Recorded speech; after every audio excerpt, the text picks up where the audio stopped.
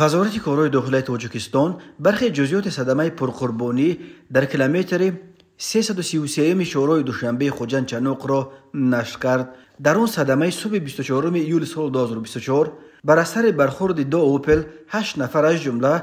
5 عضو عائله حسنزاده ها از ناحیه مشچا به هلاکت رسیدند. قبلا گزارش شده بود که آن صبح نصر 5 عضو عائله حسنزاده ها از جماعت فاتح آباد برای پیشواز گرفتن فرزندشان که از مهاجرت کاری برمیگشت به فرودگاه خوجند رفته بعد گرفتن فرزندشان به خانه برمیگشتند، بخبر از آن که به استقبال مرگ خود رفته ایستادند.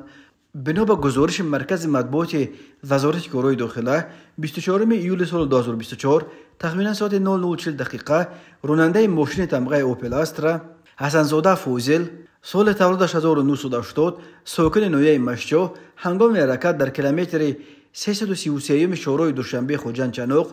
در حدود راه ماشینگرد ناحیه باباجان غفوروف و ناحیه مشچا از عهده اداره واسطه نقلیات نبرآمده به ماشین تمغه اوپل استرا تحت اداره سنگینوف زایر سال تولدش 1981 ساکن ناحیه مشچا برخورده است. در نتیجه راننده ماشین تمغه اوپل استرا حسنزاده، مسافران ماشین مذکور حسنزاده زهرا سال تولدش 1985، حسنزاده عبدالسلیم سال تولدش 2002، حسنزاده عبدالعزیز سال تولدش 2004، حسنزاده مسلمه سال تولدش 2014 ساکنان ناحیه مشچا و راننده ماشین تمغه اوپل استرا سنگینوف و 3 مسافر ماشین مذکور خدیروف شریف سال تولدش 1962 ساکن شهر گلستان، اسرائیل و گلنوزه سال تولدش 2004 ساکن ناحیه مشچا از جراحت‌های جسمانی برداشتهشان در جای حادثه به هلاکت رسیدند.